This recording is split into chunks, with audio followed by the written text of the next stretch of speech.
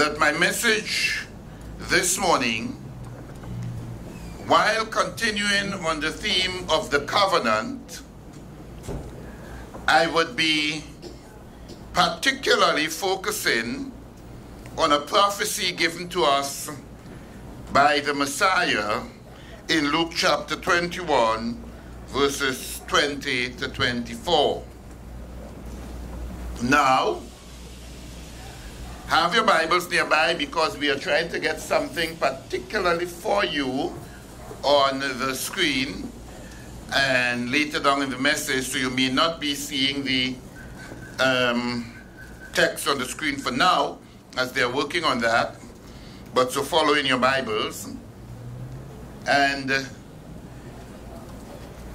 you have to be listening very keenly this morning because my message would take a twist that you would not have been accustomed to.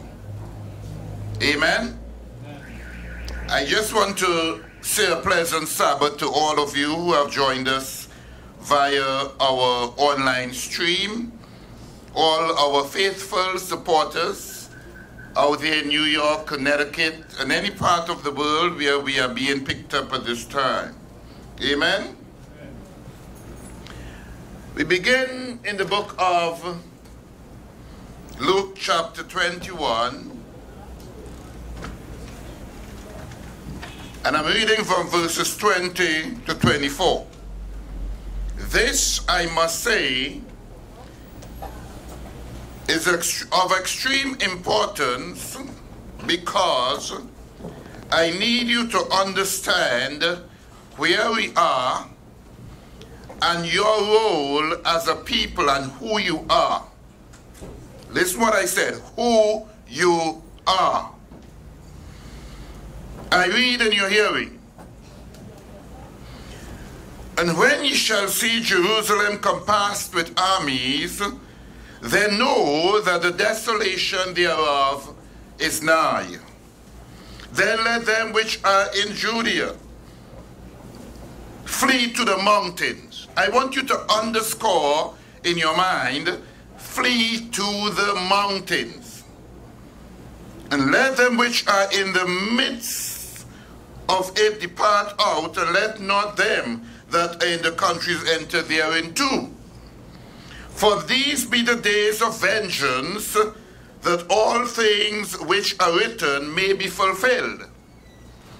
But woe unto them which are with child, and to them which give suck in those days.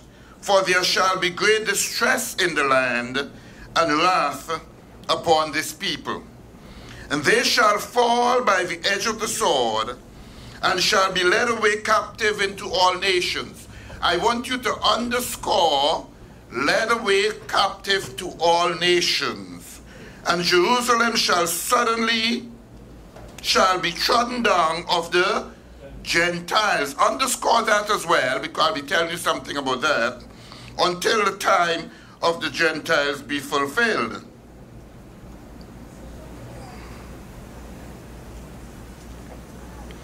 Now, in the prophecy of Luke chapter 21, Yeshua speaks of the destruction of Jerusalem. But he highlights a couple of things. One, taking it from the last one,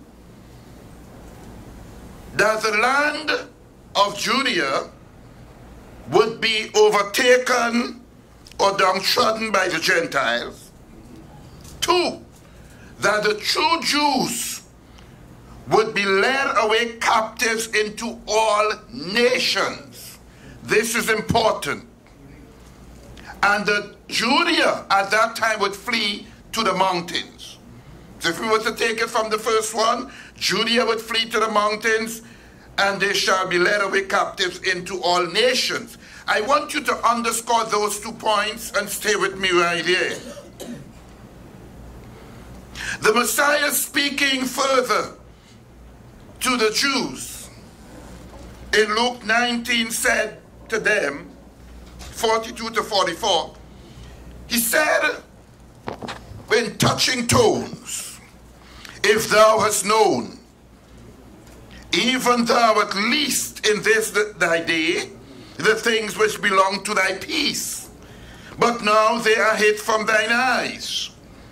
For the day shall come upon thee, that thine enemy shall cast a trench about thee, and compass thee round, and keep thee in one on every side, and shall lay thee even with the ground, and thy children within thee, and they shall not leave in thee one stone upon another, because thou knowest not the time of thy visitation. Allow me to let you know that the Jews then knew who they were, and still they did not recognize that the time of their visitation had come. Now, if that is so, how much more powerful would be the devil's attack upon God's people if he could get them after the second enslavement to not even know who they are? I don't know if you missed it. The Jews then knew who they were. Yeah. And they still did not recognize that the time of their visitation had come. I am saying that based on the prophecy, where they were to be scattered in the all over by or enslaved by nations, not one nation now, but by nations, that in so doing they would have lost for the better part of it their identity, and therefore they would be today in a worse state than was Israel in the days of Christ.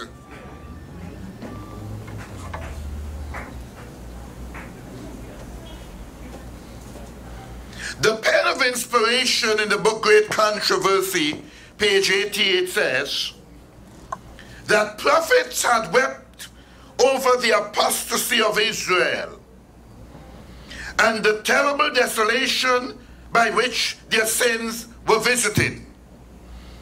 Jeremiah wished that his eyes were a fountain of tears, that he might weep day and night for the slain of the daughters of his people, for the Lord's flock that was carried away captive.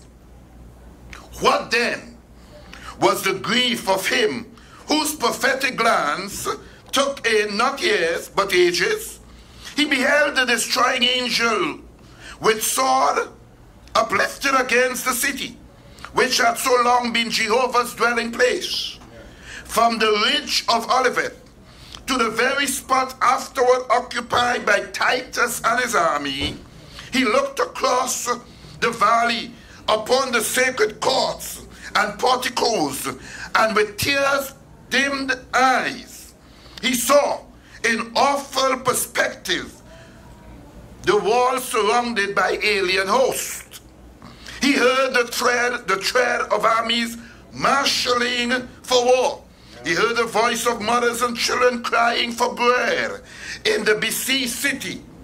He saw her holy and beautiful houses, her palaces and towers given to the flames, and where once they stood only a heap of smoldering ruins. Now I want you to get this. Thank you. Right, it is page 21 of Desire of Ages, Great Controversy, the 1888 edition. My mistake there. Now look at this last part of the statement. Looking down the ages. Now he's seeing beyond what was to happen to Jerusalem. Are you with me? Looking down the ages, he saw the covenant people. Who he saw? Scattered here in every land like wrecks on a desert shore. Now we don't preach this. We just read it. But it is saying that after the Jerusalem destruction, that God's covenant people were to be scattered in every land, like wrecks on the desert shore. The question that is really asked when this prophecy is read is, who are the covenant people that the Messiah saw scattered in every land? Well, obviously people would give you the answer if you ask that question and say they are the Jews. But with the deceptive working of the devil, you will not know the truth if you get that answer. Because who the world accept today as the Jews are not the Jews. And except there is an identifying of who these people were, you will not know who they are. Are you with me? Good. Let's go further. Back to Luke 21:24, we read it again. And they shall fall by the edge of the sword, these people, and shall be led away captive into all nations. So he is identifying the covenant people. And one of the identification marks is that they would be led away captives into all nations. Are you with me? I don't think that one can look at these Ashkenazis, as they are called at times, that are in Israel today and say that they have been led away captive to every land. Are you with me? Good.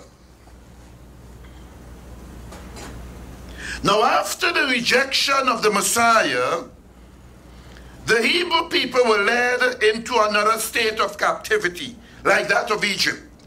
But this time, instead of a single nation enslaving them, it will be all nations. This was prophesied when Yahweh warned Israel in Deuteronomy 28 that if they violated his covenant, that he would take them back into slavery. Go with me.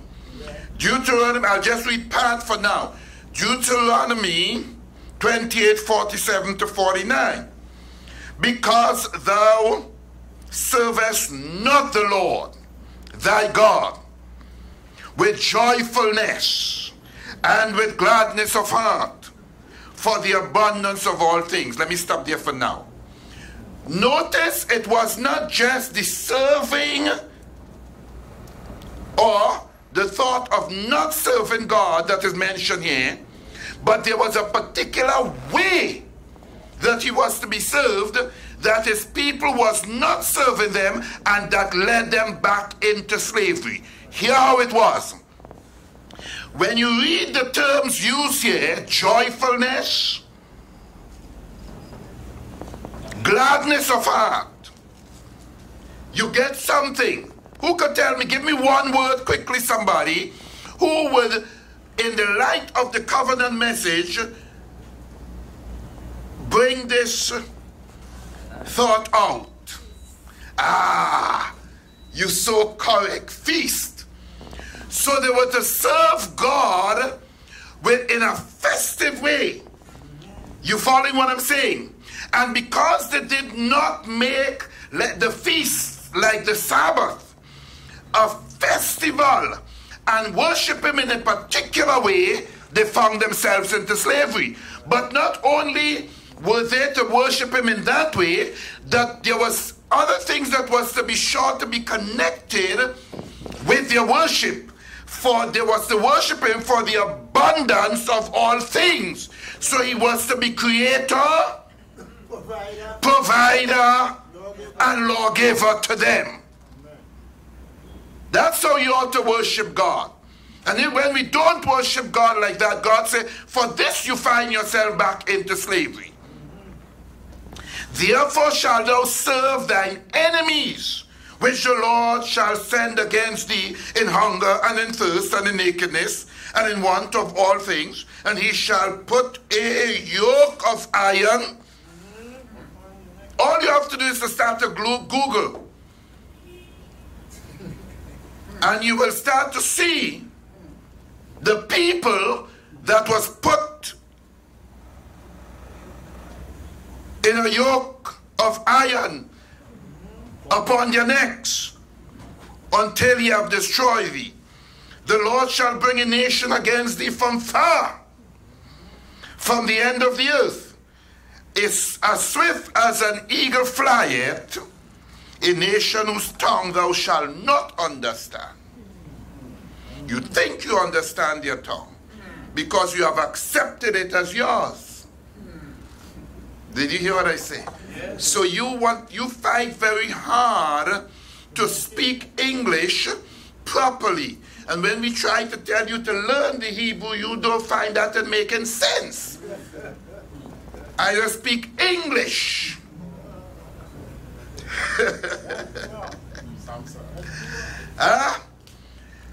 You know why the Lord wants you to say you will not understand? Because you seek to perfect English, which really have its roots in the Greek and which is very abstract. Are you hearing what I'm saying? And God said, I'm accustomed speaking to you in concrete terms. Yes. Are you with me? When I speak to you, I refer to the senses.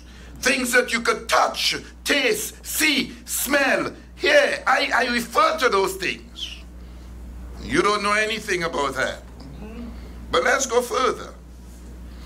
The question is, no, I'm giving you very little this morning, so if I finish quickly, understand, I can't give you too much on this. The question is, though, what happened to the Jewish people after AD 70? You heard that? Because we're taught in Adventists about AD 70 and what happened, and the Jews closed their probation and things like that, right? But the truth of all that transpired, we're not told. So let's start to look into it. The first thing that the Messiah said in Luke 21:21 is that they were to flee to the mountains. They were to flee to the mountains. But what mountains? History declares, and I'll read for you in a while, that most of the Jews after AD 70 fled to northwest Africa. Some went to the south, to the Sahara Desert, and some to Sudan. Now, why am I telling you this? Because you read these things under their European masters and teachings, and the thought never came to your mind that here you have a people, covenant people, fleeing. Now, if they're covenant people and they're fleeing, you tell me if it is that it was a set of Europeans running to Africa to escape Rome. Tell me if that is what was happening. But that is what was on your mind. Because your European teachers and interpreters of scriptures allowed you to see that while you read the Bible. Stay with me now.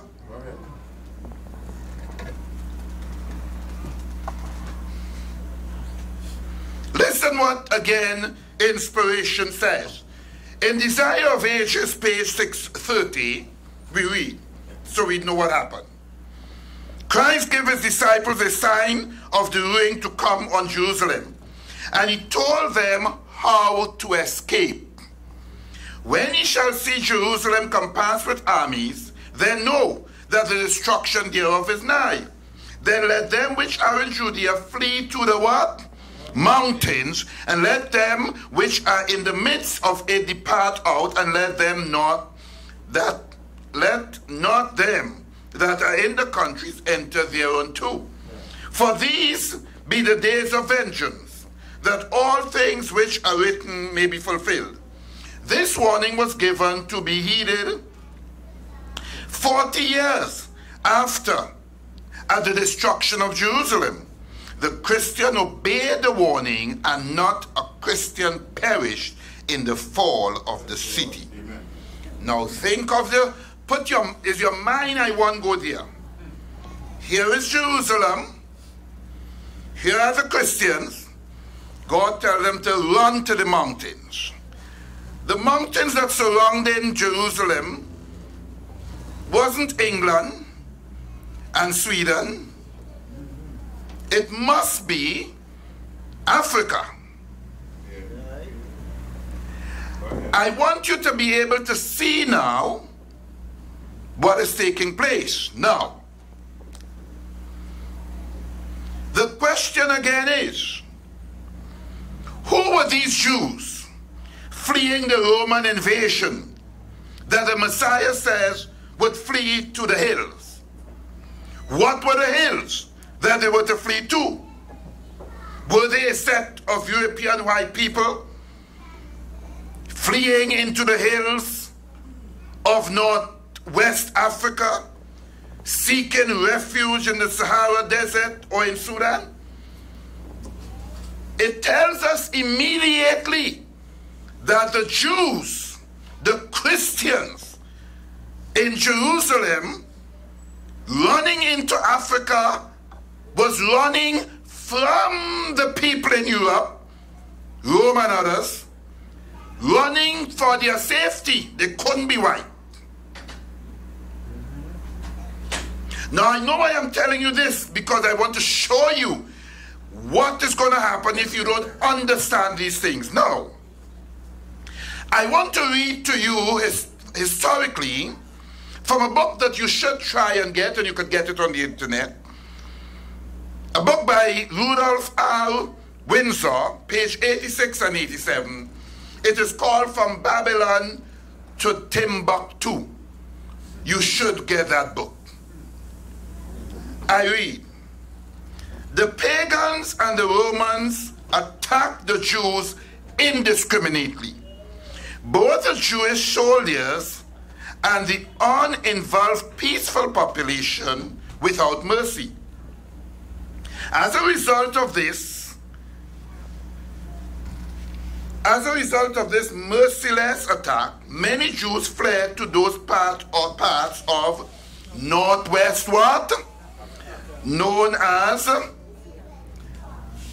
Tanzania, I think that's the pronunciation, Algeria, Morocco, and Mauritania. Many other Jews fled to the areas where Rome did not have any jurisdiction. This was to the region of the south, the Sahara Desert, and Sudan. Such is the explanation of how the Sahara Desert first acquired Jewish tribes. They first acquired what? Jewish tribes.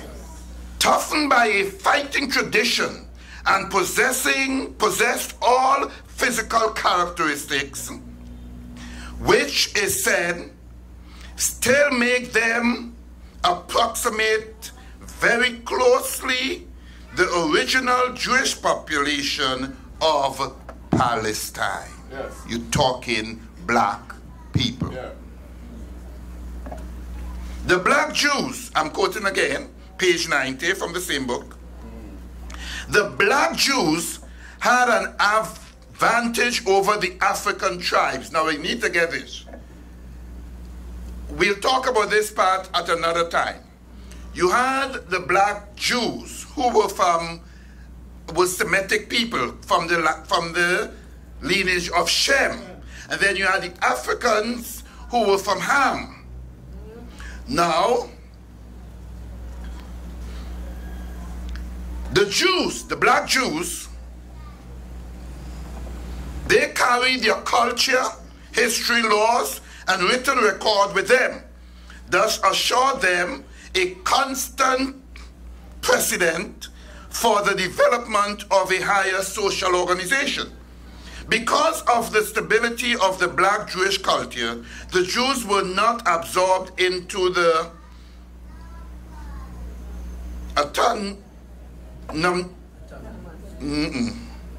I'm just trying to get that word. No. So generally speaking, they wasn't absorbed into the general population. That word too big for me there.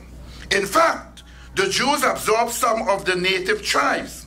The Jews made use of every opportunity. They made use of what? They were an industrious and what? Skillful people. In the Jewish Ghanaian, that means Jews who were in Ghana or Ghanaian states, were found kings, was found what? Princes, governors, generals, secretaries, treasurers, revenue agents, judges, architects, engineers, doctors, historians, language interpreters, mathematicians, jewelers, sculptors, masons, carpenters, painters of the art, goldsmiths, and whatever you're looking for, you would find among the black Jews. Now, let me go forward because I don't want you to lose me here at all. So Rome was the first to trample down Jerusalem as predicted by the Messiah in Luke. Their history of enslavement, if I should say, or under Rome, lasted for over 400 years. Now, I'm fast forwarding because I want you to follow. I want to bring you to today. Now, after the Romans enslaved the Jews, then came something that you don't hear and don't study because you think it has nothing to do with Bible and your part, the part that you are playing in this world. So after the Roman enslavement, then came the Muslim or Arab enslavement. Have you ever heard of it? Some of you who have gone to school would have read about it, but you were not interested in it. So the siege of Jerusalem by the Arabs was part of a military conflict, we are told, which took place in the year around 637. A conflict between the Byzantine Empire and what is called the Rashidun Caliphate. It's really just pertaining to those who took over after the death of the Prophet Muhammad. And they became the rulers of the entire community. The enslavement of black Jews began when the Rashidun army, under the command of Abu Ubaidah, besieged Jerusalem in November 636. Now I want you to listen well to the history. After 6 months, the patriarch of Jerusalem agreed to surrender on condition that he submitted only to the Caliph. In April 637, Caliph Umar traveled to Jerusalem in person to receive the submission of the city of Jerusalem under the patriarch.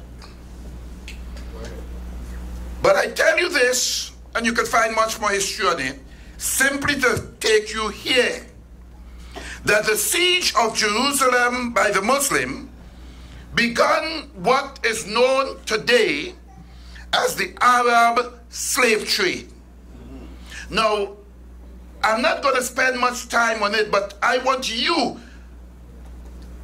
to do your own research, and what you will find is that up to today, I mean up to present day, 2019, the black Jews are still being enslaved and persecuted by the Arabs.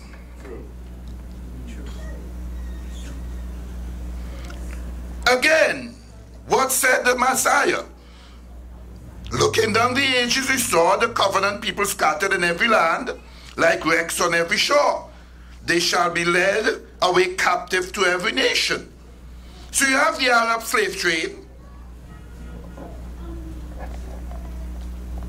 moving across the Sahara Desert and across the Indian Ocean, enslaving those who had to flee from Jerusalem. Some historians assert that as many as 17 million people. Now I'll show you why they were Jews and why black Jews were sold into slavery on the coast of the Indian Ocean, the Middle East, and North Africa. And approximately 5 million African slaves were transported by Muslim slave trades via the Red Sea, and I can go on and on.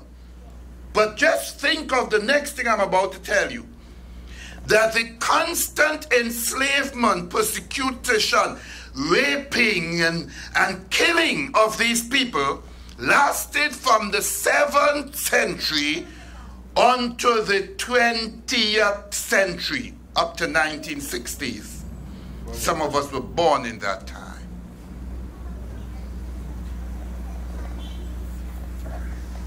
But they didn't end here. From that form of persecution and enslavement came the Portuguese slave trade. Listen to God's word. He said that they would be enslaved and scattered in every nation. So from the Arabs enslaving them, they now moved to where the Portuguese. So they moved from being enslaved, now that it stopped, by the Arab Muslim world, to that of being enslaved by the Portuguese, then Spain, France, England, Britain, whatever you could think about, America.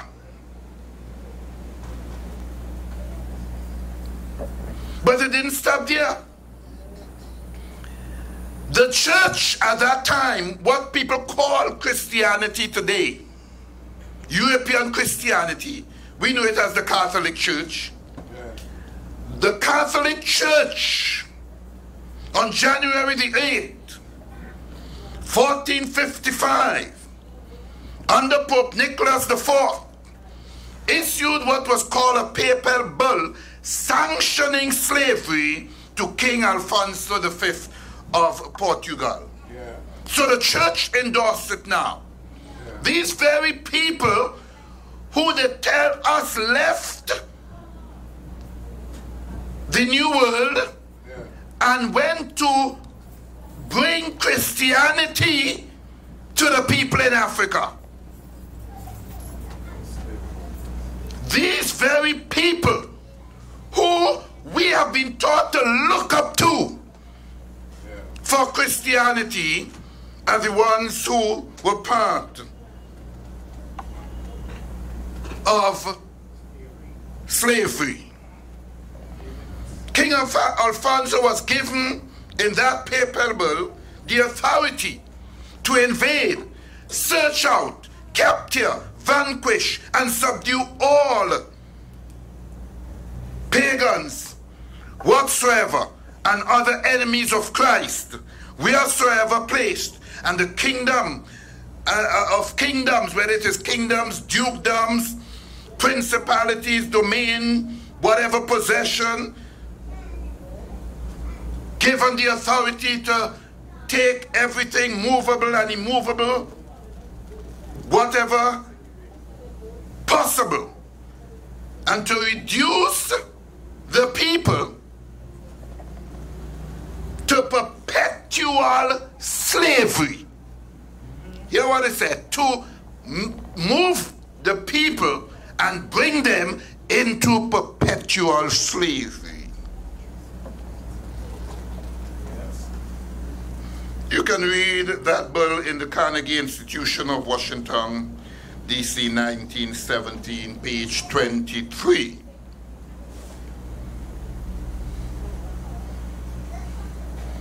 I'm about to tell you something that I want you to listen to well. In the slave trade in general, and in the Atlantic slave trade as well, it was the black Jews, this they hid from us, that was targeted. And I want you to know that the world was well aware that they were Jews. How do I know that?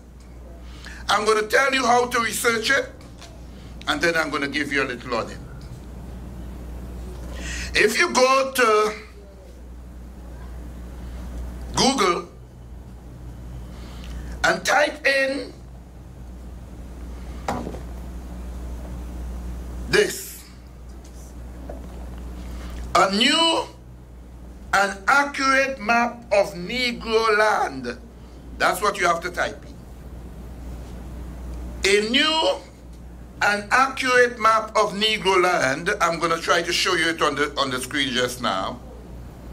And look for a 1747 map of West Africa. If you click on that map, you will see what is called the Slave Coast.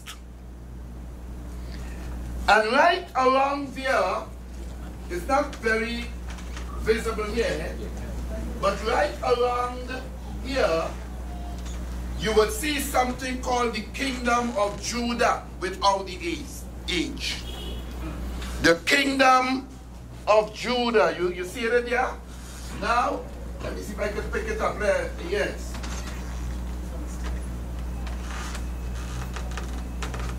Just wait. No, it's all right. Now,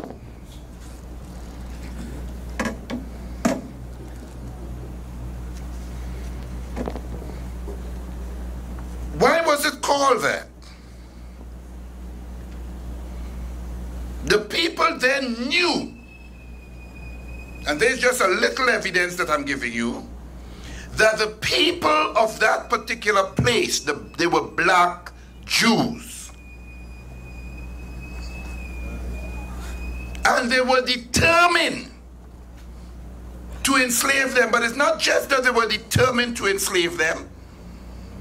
I want to go beyond what they were determined to do and see what was the cause and why we are where we are here today.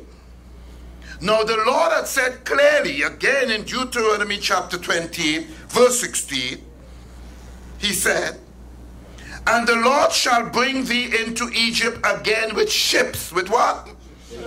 Which one of these people in Israel now was brought back to Egypt in ships, or into slavery with ships? By the way, whereof I spake unto thee, thou shalt see it no more again, and there ye shall be sold unto your enemies for bondmen and bondwomen, and no man shall buy you. Now, before I go to one other thing that would give you further insight, is this I want you to get in mind. If we, hear this well, continue to see ourselves as merely Africans or Gentiles, we will never repent and return to covenant. Amen. You didn't hear that? You see, we were never able to make Deuteronomy 28 applicable to us. Because as far as we are concerned, we never see ourselves as black people as being Jewish or Hebrews. You with me? We never connected our slavery with the Bible. Because they told us it's happening to us because we are cursed. Are you with me? And we look no further. And our forefathers who were educated religiously under Europe, they were not interested in bringing us to an awareness of who we are. Because as far as they are concerned, that's not important. Just accept Jesus Christ. I'm going to tell you something, and we're going to be doing it here. Whenever you want to do, I was looking at doing it a little last night. I can do it for you. I was looking at some before and after drawings and pictures of Christ's disciples and so forth. But you'll really get most of them if you look into a Russian depiction of Christ and his disciples rather than like American and others. Yeah. Now, before the whitewashing of Christianity, all of the pictures of Christ, the disciples, the prophets, Moses, Elijah, Jeremiah, all of these, they were black. And what they did, they took all of these pictures, drew them over as white people, and then handed it to us. So we cannot see ourselves as part of God's end game of finishing the gospel by a people who would return to covenant, though scattered. I'll talk about the scattering in a short while. But I did something else. I hope you are marking right. You can look at some of this. This was a picture before the Renaissance, and they made everything white, of Jonah, Isaiah. This is about Christ and his disciples. These pictures you would not see in books ordinarily. You won't see Christian pastors using them because they are all Europeanized. You're following what I'm saying? Right? Resurrection of Lazarus. Now, I could go and show you the next side of that after. Didn't do it here. It was whitewashed. Yeah. Now, there was something that I looked at last night that helped me to understand better. There is a side that I want you to write down. I will see if I could find it here.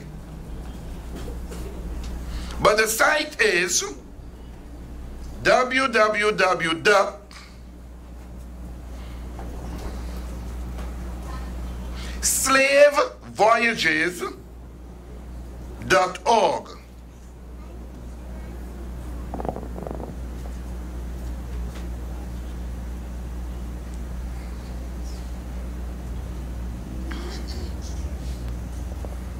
Did you get it? Right. Now, I'll have to go a little close to here to see if I could help you see some of the things. Now, when you go, you will come up to this. Now, I hope I'm not blocking some of you. Go in the search and just type in the African name Yah. Now, in this here, what you're seeing are actual names, ages, height, and so forth of slaves that came. Now, in every one of these names, and that's just a few, you would see the name Yah. but it's Hebrew. So you would hear, I can't even see it properly. Maybe I look on my computer. But you would see some of them, I'll find it in a while, just to call a few of the names for you in a while. And I want you to be able to see, right, some of the names that are there.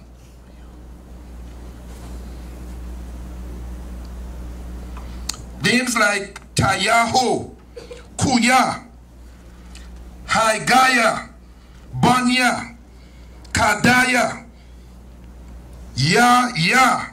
Now I could go on and on. What am I telling you?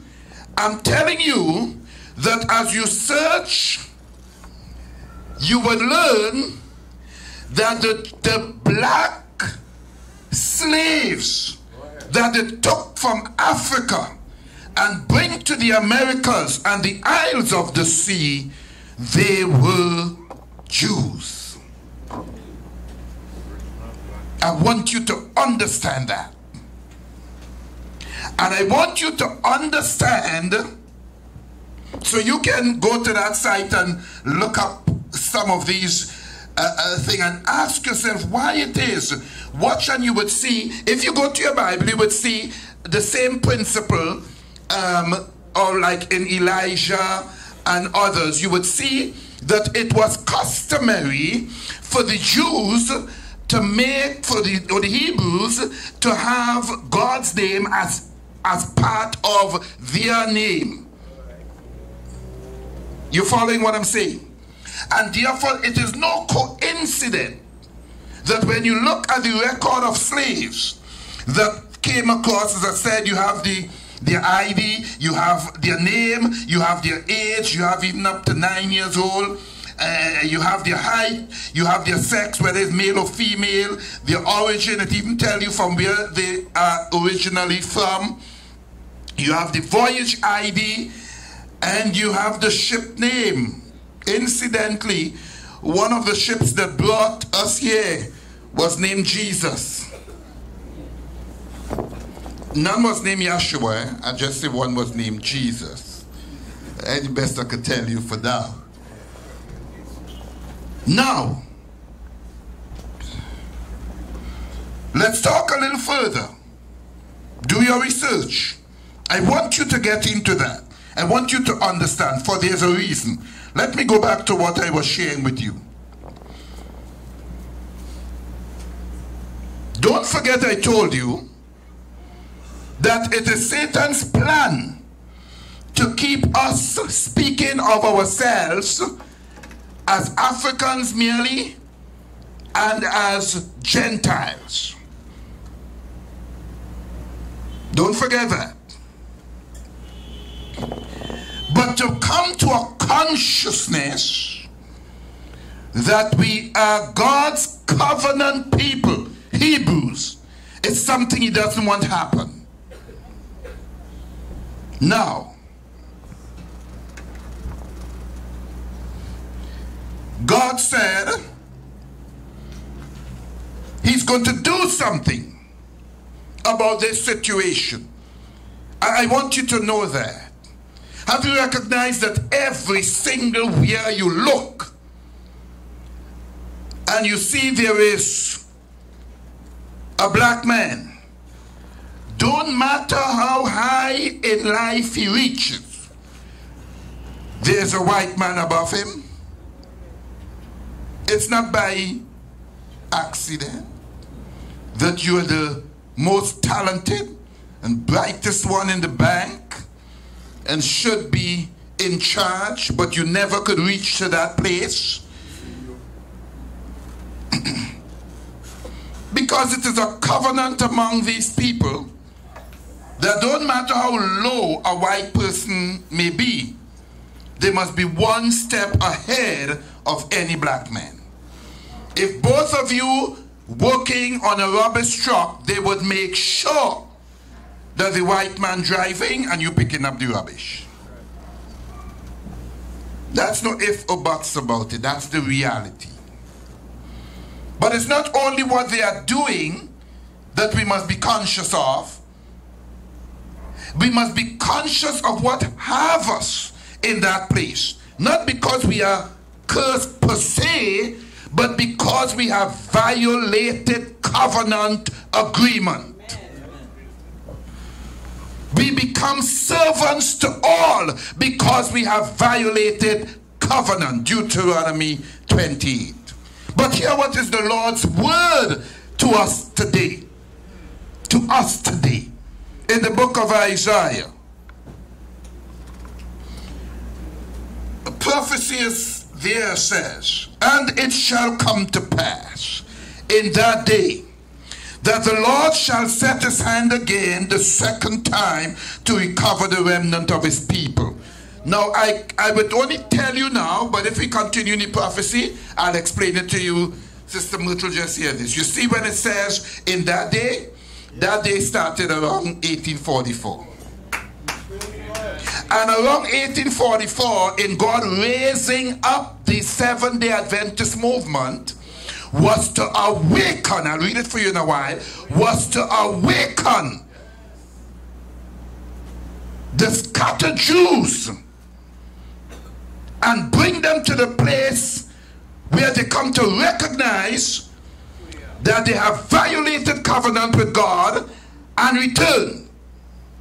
With that message, the remnant of Israel would have been called back, and the 144,000 would have been made up, and God's purpose and promise of blessing the world through Abraham's seed would have been fulfilled. And so he says, and it shall come to pass in that day that the Lord shall set his hand again the second time to recover what? Talk to me in the church. The what? Which shall be left from Assyria and from Egypt, Africa still there, and from Patrosh and from Cush and from Elam and from Shinar and from Hamath and from the isles of the sea. You saw the isles of the sea there? If you are a Bible student, you know where that is, right? You know where that is, right? Yes. From the isles of the sea. And he shall set an ensign. He shall do what? For the nations. And shall assemble the outcast of Israel, and shall gather together the dispersed of Judah from the four corners of the earth. Let me talk to you a little bit here now. Oh my. Right. Let us talk a little bit here now.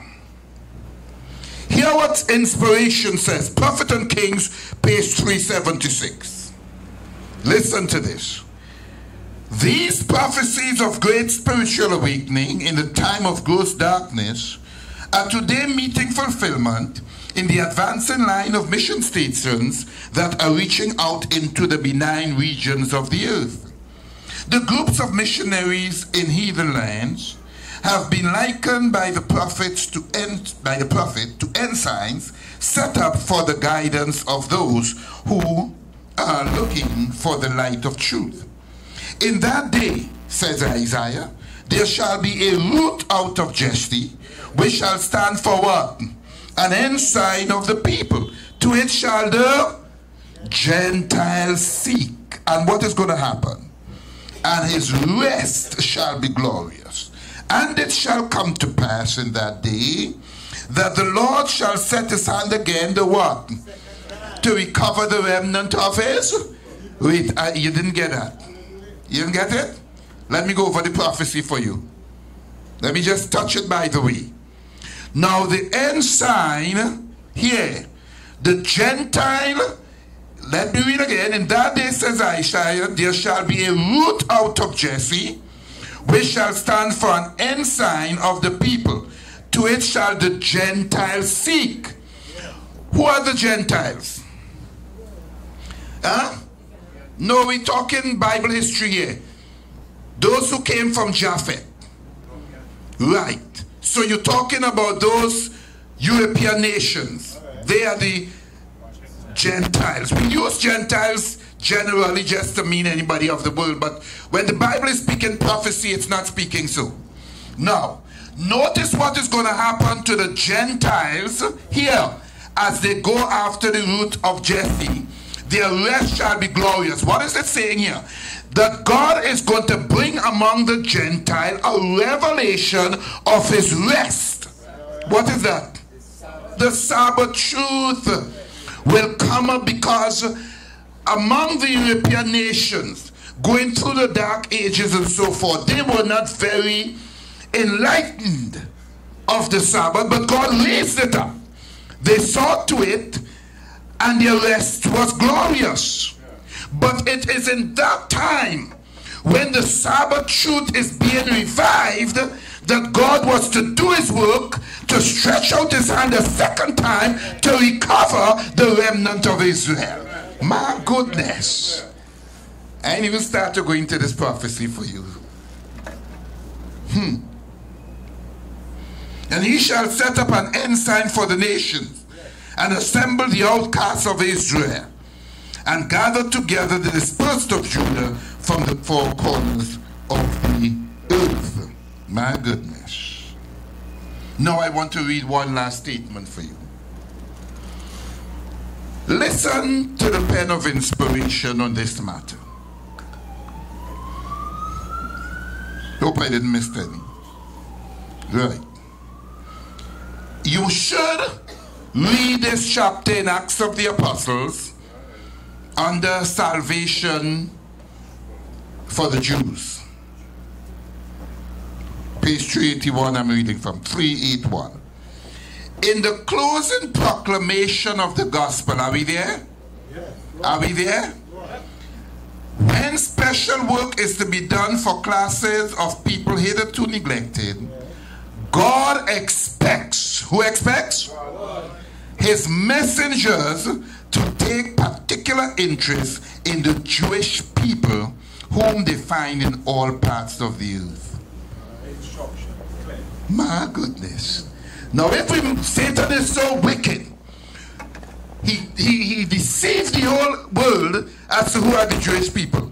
So you have people who want to go back to Jerusalem, and pastors who want to go there to get, and they, because they do not understand who are the Jewish people. But why is God bringing this message to your awareness at a time like this?